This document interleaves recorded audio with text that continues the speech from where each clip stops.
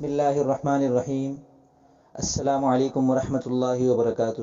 میں محمد اسامہ سرسری آپ کی خدمت میں حاضر ہوں۔ عیوب سخن کورس چوتھا سبق ہے۔ اس سبق میں ہم ناموزونیت کو سمجھیں گے کہ یہ کیا ہے۔ شعر جو ہوتا ہے وہ اس کے اندر قافیہ، ردیف اور جہاں دیگر اور چیزوں کو دیکھا جاتا ہے وہاں سب سے اہم ترین چیزوں میں سے ایک وزن شعری بھی ہے، یعنی شعر وزن میں ہونا ضروری ہے۔ مبتدی شعراء جب کسی سے تربیت کے بغیر کچھ لکھ لیتے ہیں شوق میں آ کر کہ بھئی ہم کو بھی شاعری کرنی ہے یا ہم بھی شاعری کر سکتے ہیں، تو جب وہ اپنا کلام کسی کو دکھاتے ہیں، کسی سینئر شاعر کو، تو عام طور پر ایسا ہوتا ہے کہ وہ ان سے کہہ دیتے ہیں کہ آپ کا کلام وزن میں نہیں ہے، آپ کا کلام غیر موزوں ہے، آپ کے کلام میں ناموزونیت ہے، آپ کا کلام وزن سے خارج ہے، بحر سے خارج ہے۔ یہ سارے جملوں کا ایک ہی مطلب ہے کہ آپ نے ابھی وزن شعری کے مطابق کلام کہنا شروع نہیں کیا۔ اب سوال یہ ہے کہ وزن کیا ہے، ٹھیک ہے نا؟ تو اس سوال کا میں جواب آپ کو تفصیل کے ساتھ دوں گا انشاءاللہ، لیکن پہلے میں یہ بتا دوں کہ اس ویڈیو کے اندر میں آپ کو وزن شعری سے متعلق 3 اہم باتیں آپ کے سامنے رکھوں گا۔ نمبر 1 وزن شعری کیا ہے، اور نمبر 2 موزوں کلام کی مشق کیسے کریں، اور نمبر 3 مستعمل بحریں کون سی ہیں، ٹھیک ہے؟ تو یہ 3 چیزیں ایسی ہیں جو آپ کے سامنے اگر ایک ہی ویڈیو میں آ جاتی ہیں تو انشاءاللہ آپ کے لیے یہ کام بہت آسان ہو جائے گا۔ اور اس سلسلے میں آپ کو ایک مشورہ بھی یہ دینا چاہوں گا کہ میں نے اس سے متعلق تفصیل کے ساتھ بھی شاعری کورس پورا اپنے اسی چینل پر اپلوڈ کر دیا ہے۔ اگر آپ کے پاس وقت ہے تو آپ ان ویڈیوز کو دیکھ لیں، اس میں آپ کو بہت تفصیل کے ساتھ پوری ایک ایک چیز پر ایک ایک نقطے پر میں نے پوری ایک ویڈیو بنا کے اس کا پورا ایک سلسلہ میں نے رکھا ہوا ہے، اسی چینل پر ہے، آپ اس کو دیکھ لیجئے، ٹھیک ہے؟ اگر آپ کے پاس اتنا وقت نہیں ہے تو یہ ویڈیو بھی انشاءاللہ آپ کے لیے کافی و شافی ہو جائے گی اگر آپ حاضر دماغی کے ساتھ میری اس ویڈیو کو سنیں گے اور بار بار سنیں گے اور مکمل سنیں گے تو انشاءاللہ آپ کے سامنے ہر بات کلیئر ہو جائے گی بالکل۔ اب سوال نمبر 1 وزن شعری ہے کیا؟ دیکھیں شعر کے اندر یہ تو ہر ایک کو پتہ ہوتا ہے کہ آخر میں کچھ الفاظ ایک جیسے ہوتے ہیں تو ان کو تو ہم قافیہ کہتے ہیں، ٹھیک ہے نا؟ تو جیسے کی محمد سے وفا تو نے تو ہم تیرے ہیں، یہ جہاں چیز ہے کیا لوح و قلم تیرے ہیں۔ تو اب ایک تو ان دونوں کے آخر میں تیرے ہیں آ رہا ہے، یہ تو بالکل ایک جیسا ہے، اس کو ردیف کہتے ہیں۔ اور اس سے پہلے ایک مصرے میں قلم ہے اور دوسرے مصرے میں ہم ہے، تو اس کو قافیہ کہتے ہیں، قلم اور ہم۔ یہ بھی وزن کے اعتبار سے دیکھا جائے تو ہم وزن لگتا ہے نا تھوڑا سا، لیکن وزن اس سے مراد یہ نہیں ہوتا، وزن الگ چیز ہے، قافیہ الگ چیز ہے۔ سب سے پہلے تو آپ یہ سمجھ لیں کہ وزن شعری یہ نہیں ہے۔ وزن شعری کیا ہے کہ شعر کی جو یہ 2 مصرے ہوتے ہیں ان میں حروف کی تعداد اور حرکات و سکنات یعنی زبر، زیر، پیش اور سکون، ان کی ترتیب بالکل یکساں ہو تو پھر وہ شعر اردو زبان کے اندر موزوں شعر کہلاتا ہے۔ اور اس کے ساتھ ایک شرط یہ بھی ہے کہ یہ کسی مستعمل بحر میں بھی ہو۔ تو مستعمل بحر کو بھی ہم تبھی سمجھیں گے جب ہم یہ بات سمجھ لیں گے کہ وزن کیا ہے، اور وزن یہ ہے کہ 2 مصرے، شعر کے جو 2 مصرے ہیں ان میں حروف کی تعداد اور حرکات اور سکنات کی ترتیب ایک سی ہو۔ مثلا ہم ایک مصرع پورا دیکھیں اور اس کو ناپیں، یہ بہت مشکل کام ہے، اس کو تھوڑا سا اور مختصر کریں، آدھا مصرع، اس کو یہ آدھا مشکل رہ جائے گا، تھوڑا سا آسان ہو جائے گا مزید۔ اور اگر ہم ایک لفظ کے ذریعے سے ناپنا شروع کریں تو یہ ہمارے لیے بہت آسان ہو جائے گا۔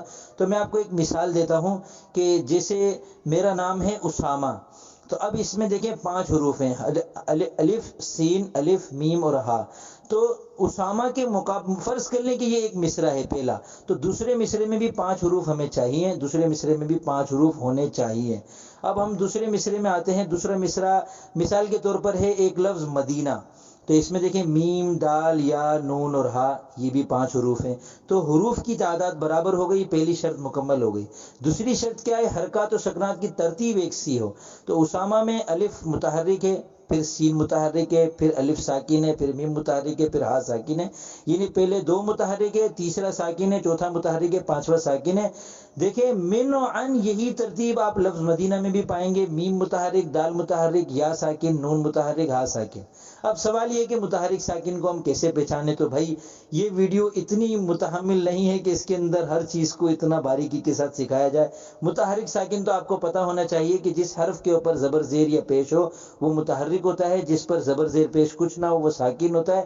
اور زبر زیر پیش کا پتہ پڑھنے سے چلتا ہے، اردو میں لفظوں کے اوپر اعراب لگے ہوئے نہیں ہوتے۔ اسامہ جب میں لکھتا ہوں تو میں الف کے اوپر پیش نہیں لگاتا، سین کے اوپر زبر نہیں لگاتا، اور پھر تیسرا جو الف ہے اس کے اوپر جزم کا نشان نہیں لگاتا۔ یہ ہم کو پڑھنے سے پتہ چلتا ہے کہ کون سا متحرک ہے کون سا ساکن ہے۔ تو پتہ یہ چلا کہ وزن شعری کو سیکھنے کے لیے متحرک اور ساکن معلوم ہونا ضروری ہے۔ تیسری اور چوتھی چیز بھی ایک ہے جو وزن شعری کے ساتھ بہت زیادہ تعلق رکھتی ہے۔ بس یہ چار چیزیں اگر آپ کو سمجھ میں آ گئی نا تو وزن شعری آپ کا بالکل آسان ہو جائے گا آپ کے لیے۔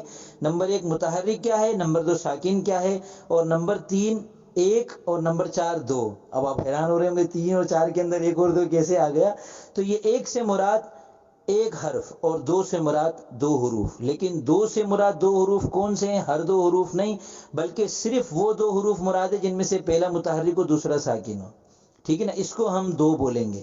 اسامہ کے اندر آپ دیکھیں الف متحرک ہے لیکن سین ساکن نہیں ہے بلکہ متحرک ہے، تو الف تو 2 میں نہیں آئے گا، ٹھیک ہے نا؟ پھر سین جو متحرک ہے اس کے بعد والا الف ساکن ہے، تو یہ پورا ایک سیٹ بن جاتا ہے، سین اور الف، پہلا متحرک دوسرا ساکن سا، تو یہ ہو گیا 2۔ اور میم متحرک ہے، ہا ساکن ہے، تو پہلا متحرک دوسرا ساکن مل کر یہ بن گیا 2۔ تو یہ 2 سے مراد ایسے 2 حروف ہیں جن میں سے پہلا متحرک اور دوسرا ساکن، ٹھیک ہے؟ اس کے علاوہ لفظ کے اندر یا مصرے کے اندر، شعر کے اندر جو حروف ایسے ہیں جو کسی بھی 2 کا حصہ نہیں ہے، کسی بھی مکمل سیٹ کا حصہ نہیں ہے، تو پھر اس کو ہم 1 میں شمار کریں گے۔ جیسے اسامہ کے اندر سب سے پہلا الف جو ہے وہ کسی سیٹ کا حصہ نہیں بن رہا، اگر پہلے الف کے بعد ساکن آ رہا ہوتا تو پھر یہ اس کے ساتھ مل کر 2 ہو جاتا، لیکن چونکہ اس کے بعد متحرک آ رہا ہے اس لیے یہ 1 میں آئے گا۔ اسی طرح 1 کے اندر کوئی ساکن حرف بھی آ سکتا ہے، ٹھیک ہے نا؟ جیسے یار ایک لفظ ہے، یا الف را، یا متحرک ہے، الف ساکن ہے، را ساکن ہے، تو یا اور الف مل کر تو ایک سیٹ پورا ہو گیا، تو اس کو ہم کہیں گے 2۔ را ساکن ہے، اس کو ہم کہیں گے 1۔ وزن شعری کو سیکھنے کے لیے یہ 4 چیزیں آپ سمجھ جائیں، متحرک، ساکن، 1 اور 2۔ اب یہ سمجھیں کہ 1 اور 2 کے ذریعے سے ہم پہلے چھوٹے چھوٹے وزن بناتے ہیں، بڑے وزن بناتے ہیں، ان کو سمجھتے ہیں، اور پھر ان اوزان کے ذریعے سے یعنی ان ارکان کے ذریعے سے ہم پوری بحر کو سمجھ جاتے ہیں جو کہ ایک شعر کا مکمل وزن ہوتا ہے، اس کو سمجھنا ہمارے لیے پھر آسان ہو جاتا ہے۔ تو سب سے چھوٹا جو باٹ ہے وہ ہے مثال کے طور پہ فا اور فعو۔ تو یہ فا کا مطلب کیا ہے؟ تو وہی متحرک ساکن ہے، فا متحرک ہے، الف ساکن ہے، تو یہ 2 ہو گیا، اور عین 1 ہو گیا۔ فعو کے اندر فا 1 ہو گیا، عین متحرک، واو ساکن، تو یہ 2 ہو گیا۔ تو فا کا مطلب ہے 2 1 اور فعو کا مطلب ہے 1 2، تو یہ 3 حرفی باٹ ہو گیا۔ پھر اسی طرح 4 حرفی باٹ بنائے، 5 حرفی باٹ، مثال کے طور پہ 5 حرفی ایک باٹ ہے فعول، یہ بہت مشہور ہے، فعول اور فاعل، یہ 2 ہی ہے 5 حرفی، ٹھیک ہے؟ 5 حرفی میں اور بھی آتے ہیں لیکن جو اصل ارکان علم عروض کے اعتبار سے ہیں ان میں یہ 2 ہوتے ہیں۔ آپ ابھی فی الحال علم عروض کے اعتبار سے نہیں سمجھ رہے، آپ تو نفس وزن شعری کو سمجھ رہے ہیں، ٹھیک ہے؟ فعول کا کیا مطلب ہے؟ فا متحرک ہے، اب اس کے بعد والا ہم دیکھیں گے عین، تو عین ساکن نہیں ہے بلکہ متحرک ہے، اس کے اوپر پیش ہے، لہذا فا ہو گیا 1 کیونکہ اس کا عین کے ساتھ جوڑ نہیں بیٹھا۔ پھر عین متحرک تھا، آگے واو ساکن ہے تو عین اور واو مل کر ہو گئے 2۔ لام متحرک ہے، نون ساکن ہے تو لام اور نون مل کر ہو گئے 2، تو فعول کا وزن ہے 1 2 2۔ فاعل کا مطلب ہے 2 1 2۔ مفاعیل 1 2 2 2۔ فاعلات 2 1 2 2۔ مستفعل 2 2 1 2۔ تو یہ جو فعول فاعل وغیرہ سے کھیل رہے ہوتے ہیں نا، آپ کو ان سے پریشان ہونے کی ضرورت نہیں ہے، آپ کو ان باٹ یعنی ان اوزان، ان اراکین کا، ان ارکان کا صرف آپ کو متحرک ساکن پتہ ہونا چاہیے۔ پھر آپ 1 2 2 خود نکال لیں گے، جب 1 2 2 نکال لیں گے تو آپ کی سمجھ میں آ جائے گا کہ اس کا یہ مطلب ہے، ٹھیک ہے؟ تو اب ہمیں یہ پتہ چل گیا کہ وزن شعری ہے کیا، لیکن صرف پتہ ہونا کافی نہیں ہے، آپ کو دوسرے نمبر پر وزن شعری کی یعنی کلام کو موضوع کرنے کی، موضوع کلام کہنے کی خوب مشق کرنی پڑے گی۔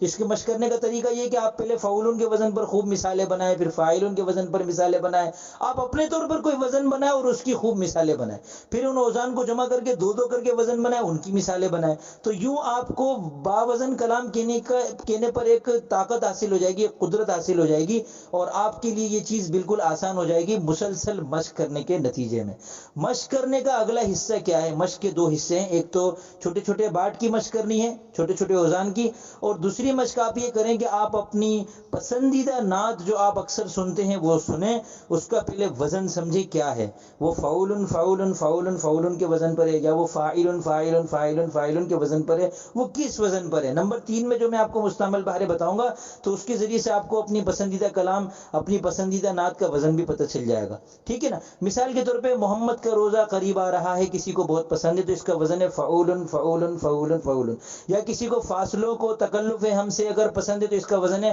فاعل فاعل فاعل فاعل۔ اب اس وزن کو سامنے رکھ کر اس کی مشق کرنے کا جو دوسرا طریقہ میں آپ کو بتانے لگا ہوں وہ یہ ہے کہ اپنے پسندیدہ نعت خواں کی اس نعت کو آپ اچھے طریقے سے سنیں، خوب اس کی مشق کریں، اس کو دن رات سنیں اور اس کے مطابق کلام کہنے کی کوشش کریں۔ محمد کا روزہ قریب آ رہا ہے، سارا دن گنگناتے رہیں اور اسی طرز میں گنگناتے رہیں جس نعت خواں کی آواز میں آپ سن رہے ہیں، اور پھر اس کے مطابق آپ بھی اس کے مطابق کچھ مصرے کہیں، کچھ فقرے کہیں، مثالیں لکھیں، خوب لکھیں۔ جتنی زیادہ مشق کریں گے اتنا زیادہ آپ کو اس میں دسترس حاصل ہو جائے گی انشاءاللہ، ٹھیک ہے نا۔ یہ بہت آسان طریقہ ہے موضوع کلام کی مشق کرنے کا۔ اب نمبر 3 میں آپ کو کچھ مستعمل بہاریں بتاتا ہوں جو کہ اردو زبان میں مستعمل ہے۔ کسی بھی زبان میں باوزن کلام کہنے کا ایک ہی طریقہ ہے کہ آپ ایسا باوزن کلام اختیار کریں جس سے سب کے سب مانوس ہوں۔ آپ نے خود اپنے طور پر ایک وزن گڑھ لیا اور اس کے مطابق کلام کہنا شروع کر دیا تو آپ کو نقصان یہ ہوگا کہ ہر ایک آپ سے پوچھے گا کہ بھائی یہ کس وزن پر ہے، بتا دو، تو ہم سے پڑھا ہی نہیں جا رہا۔ تو آپ کو ایسا وزن اختیار کرنا ہوگا جو سب میں رائج ہو، اور ہماری جو اردو والوں میں رائج وزان ہے، جس میں اقبال نے بھی لکھا، جس میں غالب نے بھی لکھا، جس میں میر تقی میر نے بھی لکھا، جس میں آج کل کے بھی سب شعراء لکھ رہے ہیں، تو وہ مستعمل اور مانوس بہاریں کہلاتی ہیں۔ ان کی فہرست میں اپنی ویڈیو کے اندر آپ کے سامنے پیش کر دوں گا انشاءاللہ، آپ کو نظر آ رہی ہوگی، وہ پوری تفصیل کے ساتھ دیکھ لیں۔